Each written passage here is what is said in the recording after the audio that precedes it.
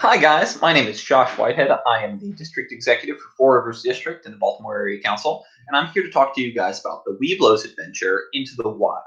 So this one is really cool. It has a lot of stuff that you've got to do at home, so we'll talk through that stuff, go through the requirements, and then we're also going to talk about some of the things that we can do and some of the things that we can do together.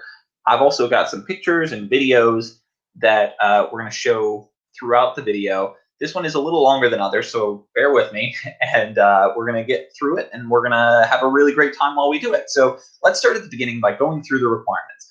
The first requirement is that we have to collect and care for an insect, amphibian, or reptile in your bug cages that you got, study them, and let them go.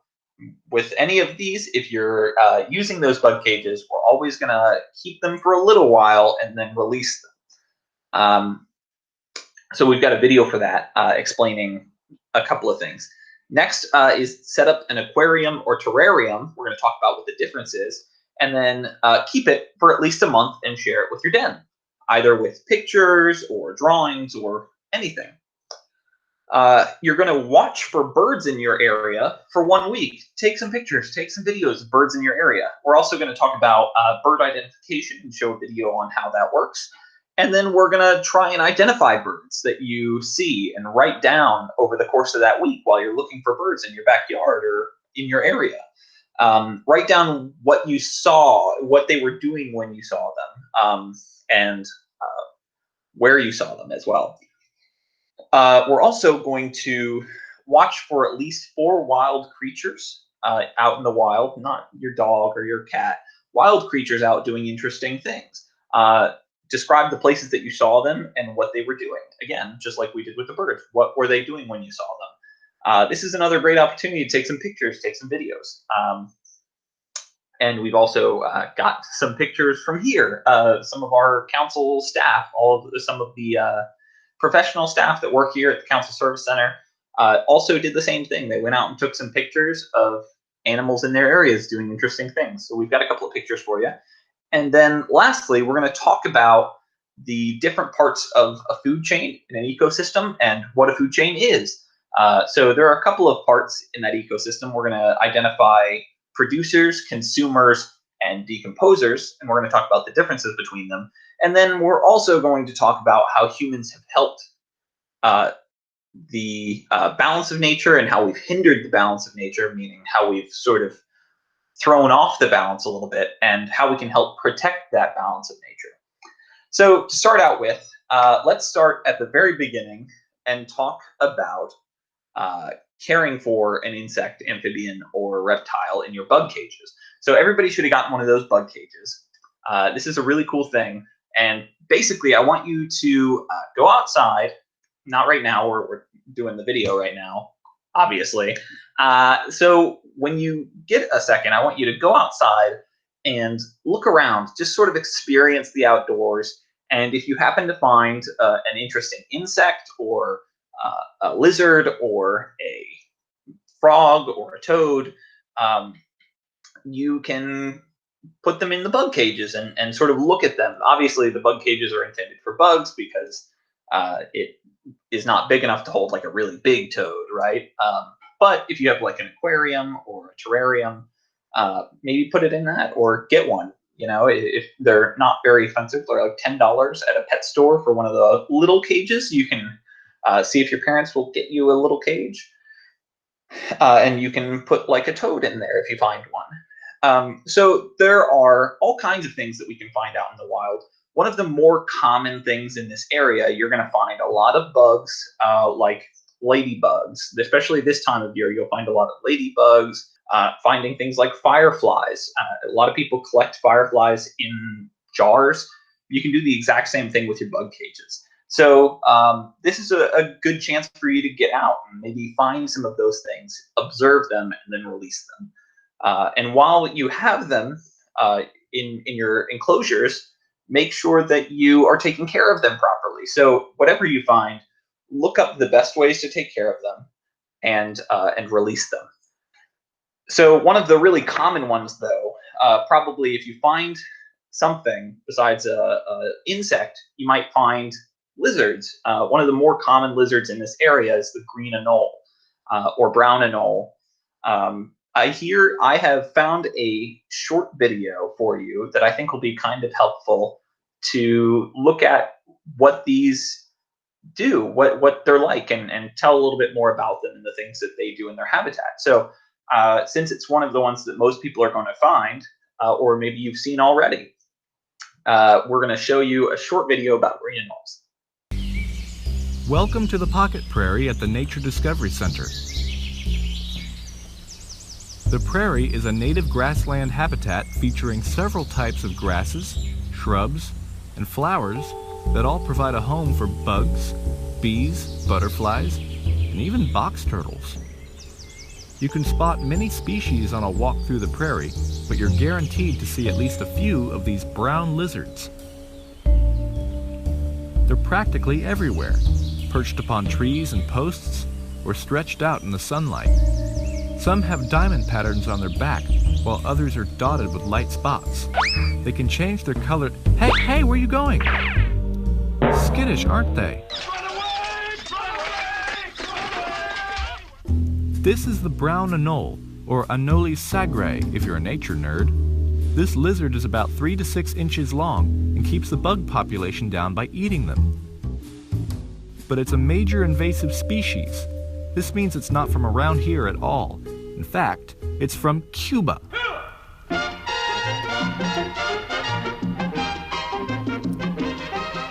How the lizards got here is simple enough. Until recently, brown anoles were confined to the island nation of Cuba. However, a few lizards either stowed away or laid eggs in potted plants that were destined for export. These plants eventually made their way to the United States, where the lizards hopped off and began to spread like crazy. Within a few years, their populations boomed into the hundreds of millions. Eventually, they could overrun the entire country. Brown anoles aren't the only lizards in the prairie habitat. The green anole lives here too, but they might be hard to spot on your walk through the prairie. They blend into their surroundings really well. The green anole, or Anolis carolinensis, can be up to 7 inches long with the tail, and it mostly eats bugs and small animals. It is native to the United States and is found all the way down from the Carolinas into Texas. The easiest way to tell these two species apart is by their color. Brown anoles are brown with mottled spots or stripes, and green anoles are bright green with a white underbelly. Green anoles can turn brown if they want to, like this one, but you'll almost always find them in this shade of lime green. Brown anoles can change into lighter or darker shades of brown, but they cannot turn green at all. Brown anoles have shorter jaws than green anoles. They also have a crest that runs down their back that the greens don't. Brown anoles have flat serrated tails, but green anoles have smooth round tails. Brown anoles have bright orange dewlaps, and green anoles have red dewlaps. Wait, what's a dewlap? Good question. The dewlap is a stretch of colored skin under the male lizard's throat that he can stretch out and show off to any females watching nearby. The dewlap is basically a big bright flag that the lizard waves around to say, "Look at me! Look at me!" Lizards spend hours flashing their dewlaps for one purpose, to get them lizard cuddles on. Oh yeah! But life ain't all sunshine and rainbows for green anoles when the brown ones are around. Brown anoles are aggressive, and their teeth leave cuts and scars on lizard noses.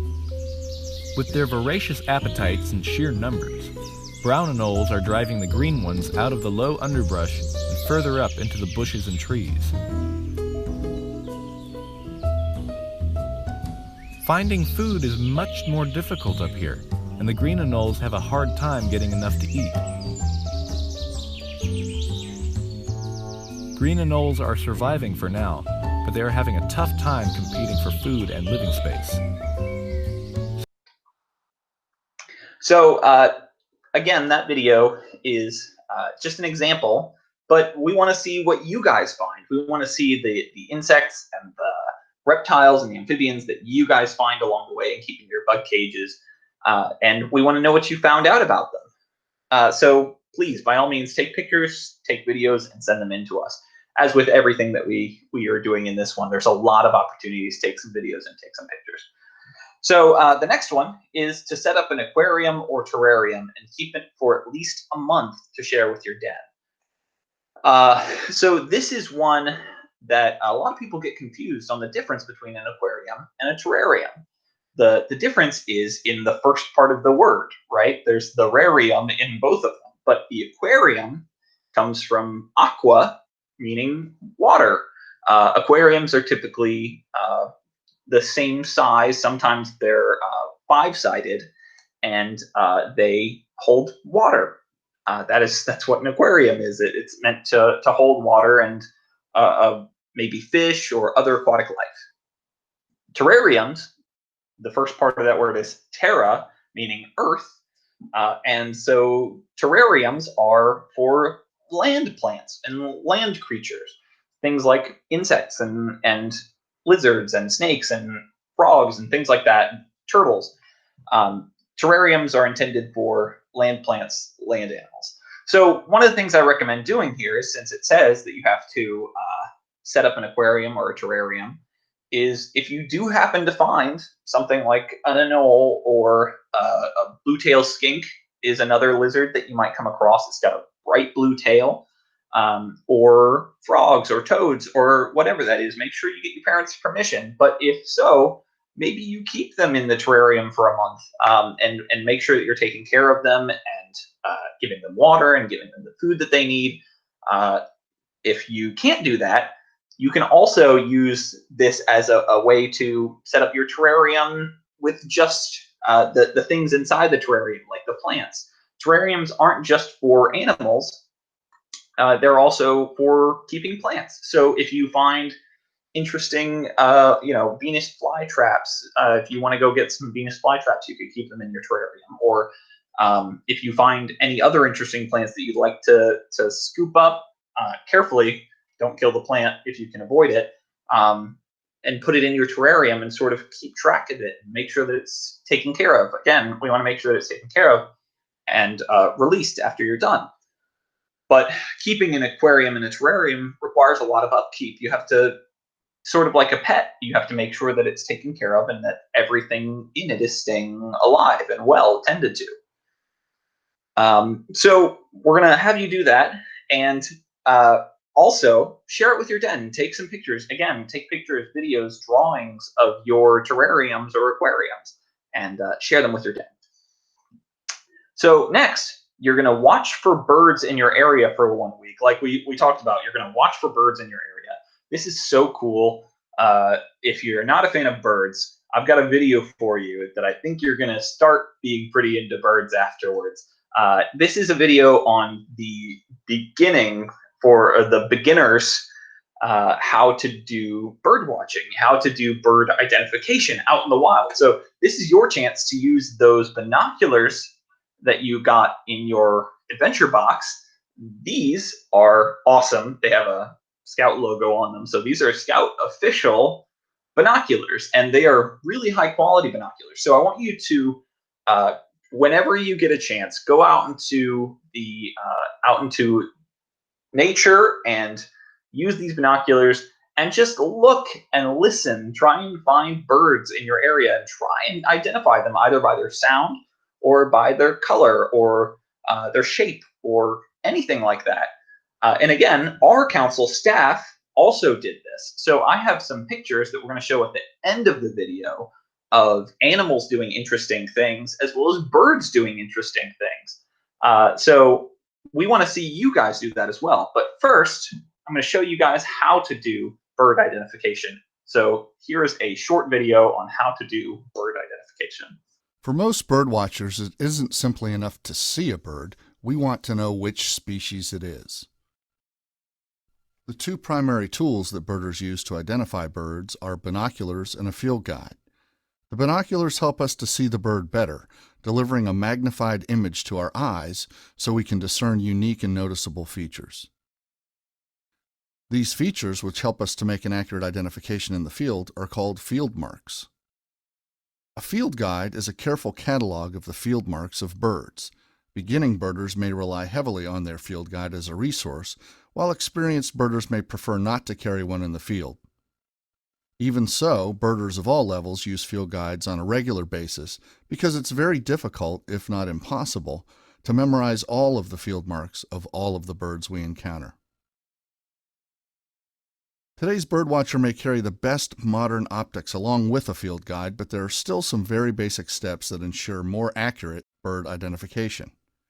Before you head out to watch birds, familiarize yourself with your field guide. Take some time to read the introductory text, which usually provides excellent basic birdwatching advice and information. Especially helpful is the illustration showing the parts of a bird. In your birding, you will frequently encounter terminology such as wing bars, tail spots, eye line, and flanks. If you get to know these terms, your field guide will be easier to understand. For more on this subject, see the Bird Topography podcast in this series. Look through your field guide to familiarize yourself with its organization and content. Read the entry for a bird you already know to get a feel for how the guide's information is presented. Now it's time to head out and find some birds to identify. When you see an unfamiliar bird, lock your eyes and optics on it and watch it for as long as you can, quickly noting its obvious field marks. And if time allows, study the bird for more subtle clues. Resist the urge to reach for your field guide after a brief glimpse of the bird. Sometimes a brief glimpse may not offer enough clues to a bird's identity, and when you look up from the field guide, your mystery bird may be gone. Consider the size of the bird first and compare it to something you know. Many birders use the mid-sized American robin as a common comparison species. Is your bird larger or smaller than a robin? Next, you might look at the bird's color or overall shape. Sometimes these are extremely distinctive, like the bright color and odd-shaped bill of the roseate spoonbill, or the bill of the American avocet. If you see something this obvious, you're well on your way to a positive identification. At other times, the clues may be more subtle. If there's nothing obvious about your mystery bird, you'll have to look more carefully. Start at the top of the bird's head and work down and back.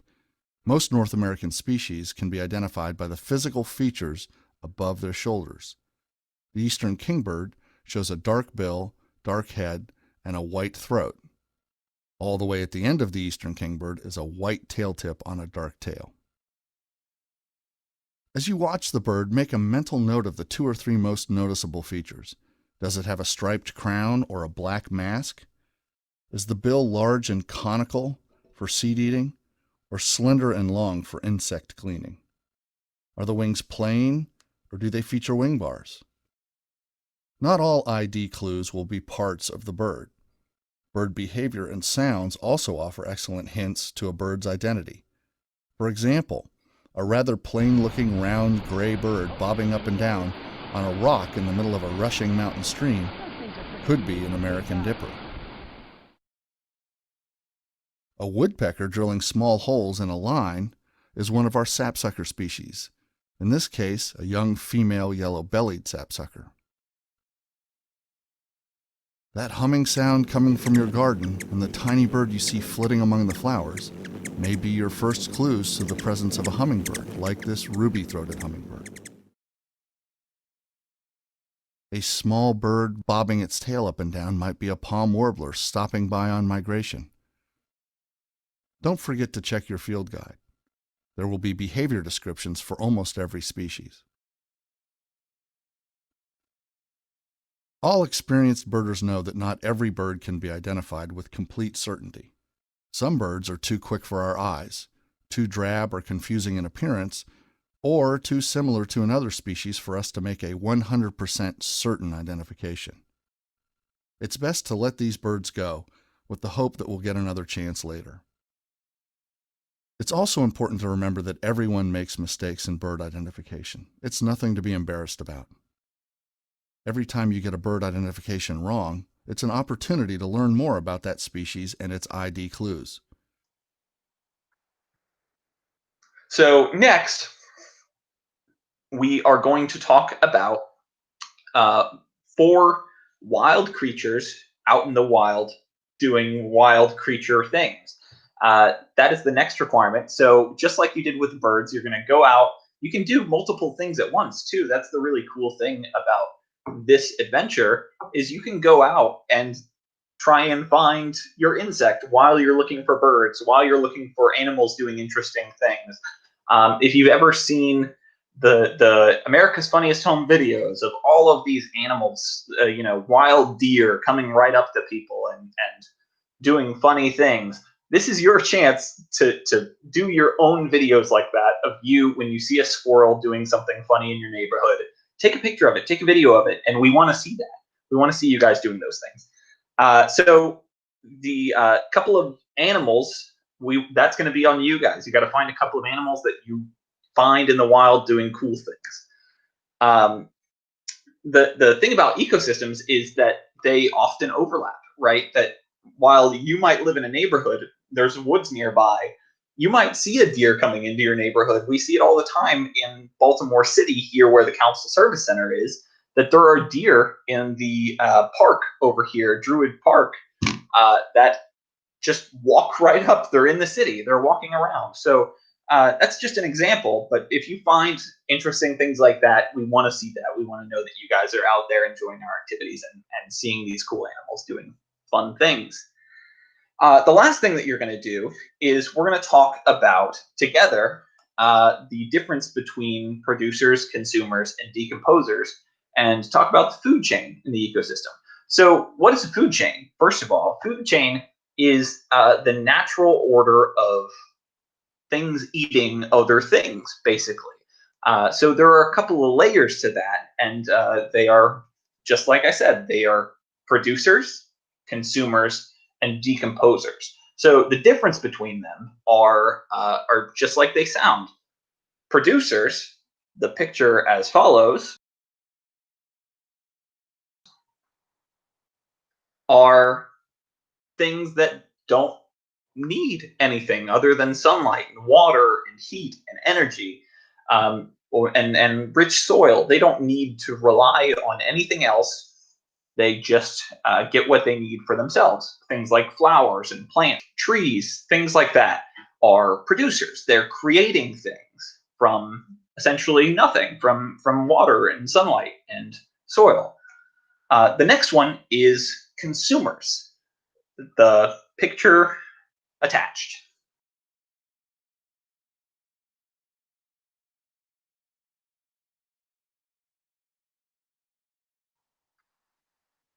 So you'll notice in that picture that consumers have a couple of different layers. There's primary consumers, secondary consumers, tertiary consumers, and so on and so forth. But those layers are what make the chain, right? This food chain. That there are primary consumers that eat the producers, right? That like mice and rats and things like that that just eat plants, or insects that just eat plants. And then those mice and rats eat the insects. In that case, if they do eat something in between, they're secondary consumers. Anything that eats the things that eat the producers, right? And then the tertiary level would be things that eat that. And then the things above the thing that eats that, like a hawk eating a fox that eats a mouse. There are all kinds of things in that chain of things eating other things in nature. And then lastly, decomposers, picture attached.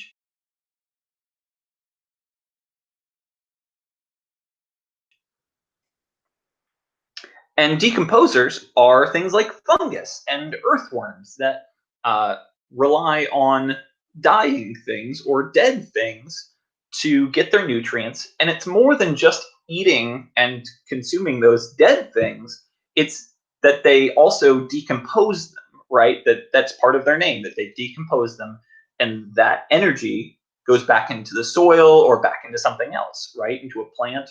Like fungus rely on very rich soil from dead things in the soil. And in doing that, re-enrich the soil. Same with earthworms. They eat soil, and then in eating that dead soil, give back out more rich soil. So that is sort of how the system works. So what I want you to do is I'm going to put up a little quiz here of 10 things, 10 things out in nature, and I want you to take a second. You can pause the video and try and sort out if it's a producer, consumer, or decomposer. And when you do, if it's a consumer, we want to know if you think it's a primary, a secondary, or tertiary consumer. So take a second, look at this picture, and here it is.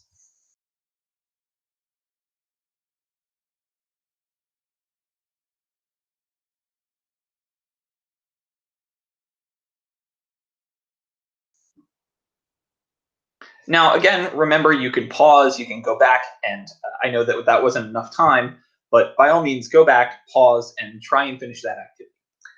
So lastly, we're going to talk about our place in nature and how we've sort of affected the balance of nature and how we can help preserve the balance of nature. So I've got a video here that I'm going to show at the end of how that works. Again, we want to see you guys do all of these things. We want to see videos and pictures from you guys. After the video, there's going to be a bunch of pictures and maybe a couple of videos, if I'm able to get any, of people in our council office taking pictures of nature, birds, and animals doing weird things. So I hope that you enjoyed this video. Please stick around to the end, watch those pictures and videos, and I hope that you guys enjoyed this one. We love to hear from you guys. We love knowing that you guys are participating. We want to see your terrariums and aquariums. We want to see your insects, amphibians, reptiles that you keep in your bug cages. We want to see the pictures and videos of you guys out identifying birds and animals out in the wild. We want to see all of that. So take pictures, take videos, and we can't wait to hear from you. I hope that you guys enjoyed this video, and I will hopefully see you guys again out there in nature in the bird watching group. So see you guys around, and thanks for watching. Hello everyone, today I'm going to tell you about the human impacts on the environment. Let's start on some positive aspects. The advancement of technology have led us to a new era of genetic engineering. This has led to the increase of crop production rates.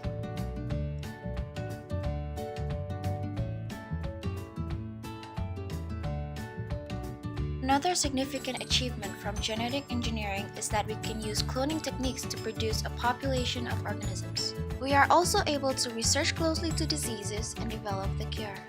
We also have manufactured pesticides, insecticides, fungicides, and herbicides to ensure undisturbed crop growth. We have developed technology in such a way we can control greenhouse's temperature, humidity, lighting, and even watering it automatically. Also, we now know how to use satellites to monitor crops. Okay, enough of the good stuff.